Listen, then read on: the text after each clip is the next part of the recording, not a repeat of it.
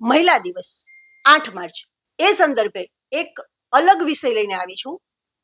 ઘર ઘર બને છે તો ઈંટ પથ્થરનું, પણ એને મકાન કહેવાય. મકાનને ઘર બનાવે છે એ સ્ત્રી. આખા ઘરનું કેન્દ્ર બિંદુ સ્ત્રી છે. જો સ્ત્રી ન હોય ને તો ઘર ન ચાલે. ઘરમાં કેટલા કામ, 24/7. તમે વિચારી લો, સવારે ઉઠે ત્યારથી ઘર પરિવાર, બાળકો, સાસુ સસરા, પતિ, બધાયની સગવડતા સાચવે એ સ્ત્રી. ક્યારેય એને રજા નહીં, ક્યારેય એનો સમય ફિક્સ નહીં.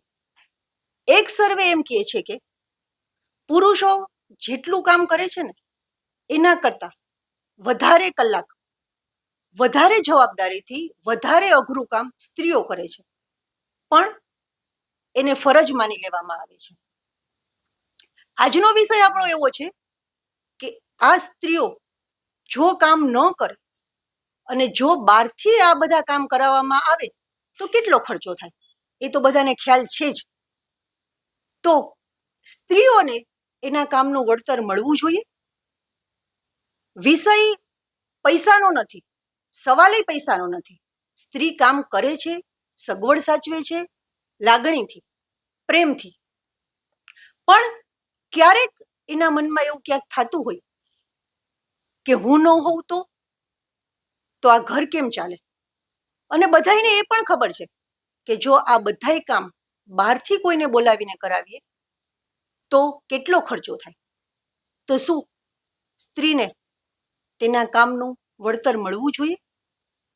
આજે આપણે જામનગરની પ્રતિષ્ઠિત મહિલાઓને પૂછીએ કે સ્ત્રી જે ઘર સંભાળે છે તે ઘરનું કાર્યનું આર્થિક મૂલ્ય કેટલું. હલો રૂપાબેન. હા, તમે હાઉસવાઈફ છો? હા. હા, તમે ઘર સંભાળો છો? હા. હા, તો તમે શું કહેશો? તમે જો ઘરની બદલે બહાર કામ કરતા હોત, ઘર સંભાળવાની બદલે 2-4 કલાક તમે બહાર કાર્ય કરતા હોત તો તમને આર્થિક વળતર મળત, કોઈ પણ આવક થાત, તો તમે શું કહો છો? એ મૂકી અને તમે ઘર સંભાળો છો તો તમને એનું વળતર મળવું જોઈએ? હા, વળતર મળવું જોઈએ, પણ જે આપણને ઘર ખર્ચ માટે તો હરેક વાઈફને પેમેન્ટ, ઘર ખર્ચ તો આપતા જ હોય છે બધા લોકો. પણ આપણે જે રાજી ખુશીથી, આપણે જે પોકેટ મની કહીએ કે આપણને ખુશીથી એ લોકો આપે, આપણા હસબન્ડ, તો એ આપણે રાખી શકીએ. અને એ રાખીએ છીએ તો પણ આપણે આપણા એ પરિવાર માટે જ રાખીએ છીએ. આપણને ખુશીથી મળે છે એ આપણા પરિવાર માટે જ આપણે રાખીએ છીએ કે ગમે ત્યારે આપણા પરિવારને કામ આવે.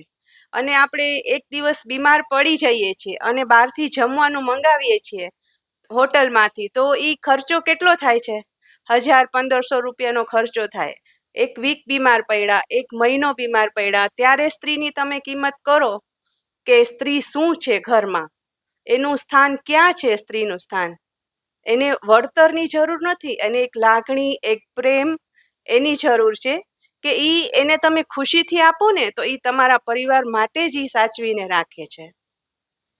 ઓકે, મતલબ કંઈક મળવું જોઈએ, કંઈક મળવું જોઈએ, એ ખુશીથી, નથી, એની કિંમત નથી. ઘર ખર્ચ માટે તો ઓલવેઝ બધા આપતા જ હોય છે, પણ એને જે ખુશીથી જે મળે ને એ અલગ વસ્તુ છે કે આ તું તારા માટે જ રાખજે, તને જે રીતે વાપરવું હોય, જે રીતે કરવું હોય છે એ તું કરજે.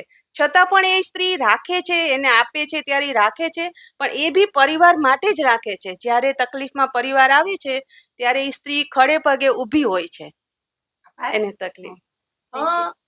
મીતાબેન જી, તમે લગભગ જીવનના 5 દાયકા વિતાવી દીધા છે. ચોક્કસ. રૂપાબેન તમારા કરતા કદાચ ઘણા નાના છે. એમનું કેવું એમ છે કે થોડુંક વળતર હોય તો વધારે આનંદ થાય. તો તમે શું કહેશો? બહુ સરસ ક્વેશ્ચન છે, પણ તમારો મેં જ્યારે ક્વેશ્ચન સાંભળ્યો ને તો મારી સમક્ષ ઇન્દ્રા નોઈ, કે જે પેપ્સીની સીઈઓ છે, એનો ચહેરો તરવર્યો. એક ઇન્ટરવ્યુમાં એણે બહુ સરસ કીધું કે મને કોઈ પણ નવી પ્રોડક્ટને લોન્ચ કરવામાં જે આનંદ નથી આવતો એ આનંદ મને મારા હસબન્ડના બટન ટાંકીને દાંતેથી દોરો તોડવામાં આવે છે. અને મને ખરેખર એક એવું ચિત્ર તરવર્યું કે એ પણ એક એવી જ સંવેદનશીલ સ્ત્રી હશે કે જેને પરિવાર માટે કંઈક કરવાની ઈચ્છા હોય અને એના માટે એને આર્થિક મૂલ્યની જરૂરિયાત ન લાગતી હોય. અને સાવ સાચી વાત કરીએ તો આપણે ઝવેરચંદ મેઘાણીએ જ્યારે ગાયું કે ધોળા ધાવણ કરીએ ધારાએ ધારાએ પીધો કસુંબીનો રંગ, તો જો એવા સમયે પણ આપણે આર્થિક મૂલ્યની કે વળતરની અપેક્ષા રાખી હોત તો આપણી સંસ્કૃતિ કદાચ કંઈક અલગ જ હોત. આપણા અહીંયા આપણી દરેક માતાઓ, દીકરીઓ, પત્નીઓ દરેકનું એક જ લક્ષ્ય હોય છે કે હું મારા પરિવાર માટે કરું, મારા પરિવારને સુખી કરું. અને સામે મને કદાચ આર્થિક વળતર તો મારે જ્યારે જરૂરિયાત હોય ત્યારે મળવું જોઈએ, પરંતુ મને મળવું જોઈએ એના તરફનો પ્રેમ, અગાઢ વિશ્વાસ અને સન્માન. ખાસ કરીને સન્માનની આશા તો દરેક સ્ત્રીએ રાખવી જ જોઈએ. એટલે આર્થિક મૂલ્યને બદલે કદાચ જો સ્ત્રી સન્માન ઈચ્છે તો એ સન્માન એને આપવું એ આપણી બધાની, દરેક સમાજની પવિત્ર ફરજ છે. જ્યારે પણ અમુક સમયે 50 વતાવી ચૂકી છું એટલે મને ખબર છે કે મૂડ સ્વિંગની પરિસ્થિતિઓ હોય ત્યારે પરિવાર જ્યારે એને સમજે ને તો પણ એક જાતનું એ વળતર જ ગણી શકાય. એટલે આર્થિક મૂલ્ય નહીં, પરંતુ એને લાગણી, પ્રેમ અને સન્માન મળે તો એનાથી વિશેષ તો બીજું શું હોય. Thank you. આભાર. સ્વાતિબેન, તમે જોબ કરો છો. હા, તમારી ઓફિસમાં તમને પાણી જોતું હોય ત્યારે તમે બેલ મારો છો. હા, પટાવાળા પાણી આપી જાય છે. જો કંઈ કચરો હોય, ટેબલ ખરાબ હોય તો તમે ફોન કરો છો, બેલ મારો છો, એ સાફ કરી જાય છે. પછી કામ ઓફિસનો ટાઈમ પતાવ્યા પછી જ્યારે આપણે ઘરે જઈએ છીએ ત્યારે ઘરમાં કચરા વાળીએ છીએ, બધાને પાણી આપીએ છીએ, પોતું મારીએ છીએ, ત્યારે તમને એવો વિચાર ક્યારેય આવે છે કે ઓફિસમાં તો હું આ બધું કામ પૈસા આપીને કરાવું છું ને ઘરે તો હું ફ્રી કરું છું? એ તમને એવો વિચાર આવે છે કે હું ફ્રી કરું છું એ યોગ્ય છે? હા, કારણ કે ઘર છે એ એક લાગણીથી બંધાયેલું સંસ્થા કહેવામાં આવે છે. ઓમ જોવા જઈએ આપણે તો સ્ત્રીનું મૂલ્ય ઘણું, આર્થિક રીતે જોવા જાય તો ઘણું બધું છે. કારણ કે આપણે બીજા બધા કામ કરાવીએ બારે તો ઘણું બધા પૈસા આપણે આપવા પડે છે, પરંતુ એક સ્ત્રી છે એ ઘરનું કામ કરે છે ત્યારે એનું આર્થિક મૂલ્ય જોવામાં નથી આવતું, ખાલી એને હાઉસવાઈફ કહેવામાં આવે છે. પરંતુ ટોટલ કરીએ છીએ તો આપણને ખબર જ છે કે મહિને કેટલો ખર્ચો થાય છે. પરંતુ હાઉસવાઈફને બદલે એને કોઈ સારો શબ્દ અથવા તો કોઈ સારી રીતે એને સન્માન આપવામાં આવે તો અત્યારે સારું કહેવામાં આવે છે. અને સમાજે પણ આ એક જાગૃતિ લાવવાની જરૂર છે કે હાઉસવાઈફ નહીં, કારણ કે તમારી ઘરે જે કામવાળા આવે છે એ તો તમારું કામ પતાવીને વયા જાય છે, પરંતુ આ જે સ્ત્રી છે ઘરની એ 24/7 હાજર જ હોય છે. સ્વાતિના કહેવા મુજબ લેડીઝ સ્ત્રી 24/7 હાજર જ છે. તમે એ માટે શું કહી શકો? 24/7 આપણી ડ્યુટી છે અને નથી પણ, બરાબર. કેમ કે એમાં એવું છે કે જ્યારે આપણે ઘરનું કંઈ કામ કરીએ છીએ તો કામવાળા તો પૈસા દઈને કામ કરે છે, તો જો આપણે એની મૂલ્ય એવી રીતે આંકીએ તો આપણો ને એનો મતલબ શું, બરાબર. તો કામ આપણે જ્યારે કરીએ છીએ ત્યારે આપણા પરિવાર માટે કરીએ છીએ, બાળકો માટે કરીએ છીએ, આપણા પતિ માટે, સાસુ સસરા બધા માટે કરીએ છીએ. તો એનું કોઈ આર્થિક મૂલ્યની સાથે સંકળાવીએ તો એ કોઈ વેલ્યુ એની ક્યારેય થઈ શકતી નથી, એને કોઈ શબ્દોમાં વર્ણવી નથી શકાતી. ક્યારેય આપણે ઘરનું કાંઈ પણ કામ કરીએ છીએ ને તો એની સાથે આપણી લાગણી, આપણી ભાવના, આપણો પ્રેમ જોડાયેલો છે. ઘરમાં ક્યારેય કોઈ આપણને કોઈ વસ્તુની ફરમાઈશ કરશે ને તો આપણને ખુશી થશે કે ના, આજે એને મને કીધું છે તો હું રાજી ખુશીથી બનાવીશ. એ જ વસ્તુ એ લોકો હોટલમાં પણ કહી શકે છે, હોટલમાં પણ ઓર્ડર દઈ શકે છે. પણ મેં ઘણી વખત એવું નોટિસ કર્યું છે કે જ્યારે આપણે હોટલમાં જઈએ છીએ ને ત્યારે ઘણીવાર એવું થાય કે આપણે બાર ટેબલ પર બેસીને ઓર્ડર તો આપીએ છીએ, તો ક્યારેક પોસિબલ છે કુક થાકેલો હશે, કંટાળેલો હશે, પણ એને તો એની નોકરી કરવાની છે એટલે એ આપણો ઓર્ડર પૂરો કરવાનો જ છે. ત્યારે જે એ પરાણે બનાવીને આપણને ખવડાવશે ને તો એની ભાવના આખી અલગ જ હશે ને એ ખાધેલું આપણને ફાવશે જ નહીં. જ્યારે સ્ત્રી ગમે ત્યારે કંટાળેલી હશે, થાકેલી હશે, છતાંય એ કોઈ પણ સંજોગોમાં ઊભી થઈને હસી ખુશીથી બનાવશે. ના, ચલો તમે કીધું છે ને તો હું બનાવી દઉં છું. ગમે એટલી થાકેલી હશે પણ એના મોઢા ઉપર એ થાક નહીં દર્શાવે. અને ક્યારેય એનું આર્થિક સાથે મૂલ્ય હું નથી સંકળાવતી. એની કોઈ શબ્દોમાં કોઈ એવી છે જ નહીં કે જ્યાં તમે એને સરખામણી કરી શકો કે નહીં આને આટલું આવક દેવી જોઈએ. ઓકે. ઝીઝા, ચારુએ સરસ વાત કરી કે બહાર જમીએ ત્યારે કુક જો કદાચ થાકેલો હોય તેનો થાક થાળીના ટેસ્ટમાં આવે. હું તમને ઓળખું છું અને મને ખબર છે કે રસોઈ બનાવવી એ તમારો શોખ, પેશન, કે તમારા માટે કદાચ થાક ઉતારવાની એક વસ્તુ છે. તો તમે રસોઈ જુદી જુદી બનાવો છો, તમારા માટે બનાવો છો, હસબન્ડ, આજુબાજુવાળા બધાને મોકલો છો, પણ ક્યારેય તમને એમ થાય છે કે આ બધી રસોઈનું ક્યાંક મને વળતર થોડું કંઈ મળે? ઘર માટે બનાવીએ છીએ, બીજા માટે પણ બનાવીએ છીએ, ત્યારે ઓકે, જો હકીકત કહીએ તો કે આપણે બનાવીએ છીએ બધા માટે રસોઈ. આજુબાજુવાળાને હું લગભગ બનાવીને આપતી હોઉં છું, કારણ કે અમે સાઉથ ઇન્ડિયન, તો હું ઇડલી બનાવું અથવા હું સાંભાર બનાવું તો એ લોકો એમ કે બહુ મસ્ત છે, પણ મેં ક્યારેય વળતર રૂપે નહીં. પણ હા, એ લોકો જ્યારે મને એમ કહે ને કે તમારા જેવું ક્યાંય કોઈ બનાવતું નથી, ત્યારે મને બહુ ખુશી થાય કે ચલો મારું કામ કરેલું હતું, ખાધેલું, એ લોકોએ ટેસ્ટ કરીને મારા વખાણ કર્યા. વખાણ એટલે સ્ત્રી હંમેશા એ જ વિચારે છે કે હું કોઈ પણ કામ કરું, મારા વખાણ કરે.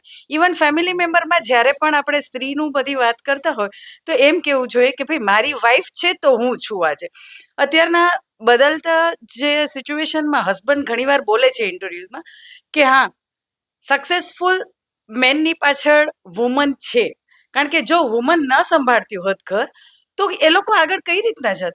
તો એટલા મારું કેવું એવું છે કે હસબન્ડની પાછળ જે સ્ત્રી એનું 24/7, જેમ કે સ્વાતિ મેડમે કીધું કે ભાઈ કરે છે, તો સાચી વાત છે. 24/7 નર્સનું કામ, ઇવન આયાનું કામ, ઇવન જે ઓલ્ડ એજમાં જે આપણા ઘરે સાસુ સસરા, એટલે એનું કોઈ મૂલ્યાંકન નથી, કારણ કે ત્યારે આપણે હસતા હસતા જ કરીએ છીએ. આપણે એવું નથી વિચારતા કે આનું મને વળતર મળે. પણ હા, સમાજમાં મને એ લોકો કેવું જોઈએ, મીન્સ વખાણ કરવા જોઈએ કે આ મારી વહુ નહીં, દીકરી છે અને એને મારું કામ કરેલું છે.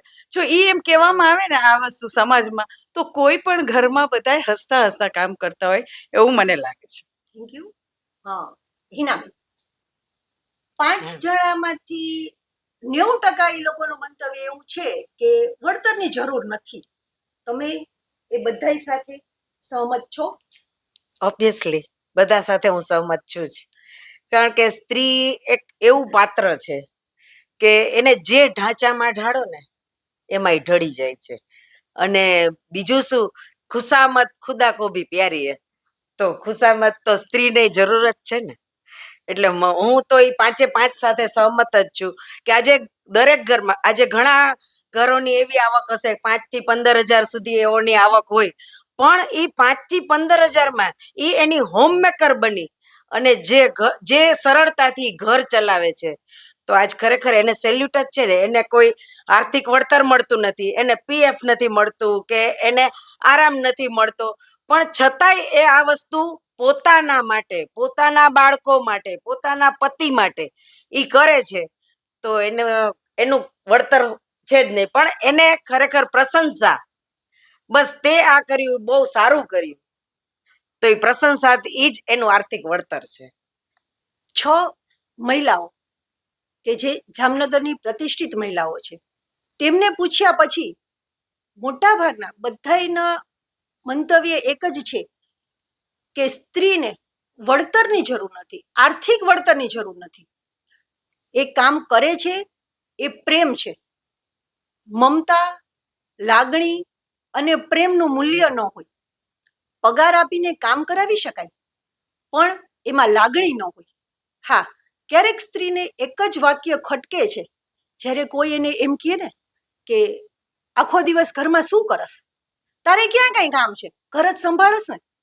બસ ઈ વાક્ય ને કારણે ક્યારેક આવો પ્રશ્ન ઊભો થઈ શકે કે હું ન હોઉં તો આર્થિક વળતર તો મને મળે. તો ત્યારે ક્યારેક એને સ્ત્રીના મનમાં એમ થઈ જાય કે હું ન હોઉં તો ખબર પડે. બસ આ જે ખબર પડે એ શબ્દ ક્યારેક એના મનમાં આવે છે ને, એ વસ્તુ આપણે એના મનમાંથી કાઢવાની જરૂર છે. અને સમાજને હું એક એમ જ કહીશ કે સ્ત્રીને વળતર નથી જોતું, ઘર સંભાળવાનું, પ્રેમનું, લાગણીનું, મમતાનું વળતર નથી જોતું. એને જોઈએ છે ખાલી શબ્દ, કે એને જોઈએ છે ખાલી સાથ, એને જોઈએ છે એના સપનાને પાંખો, અને એને જોઈએ છે એક પ્રેમ, એક હૂંફ કે જે ઘરમાંથી મળી શકે. આભાર. ખબર ગુજરાત.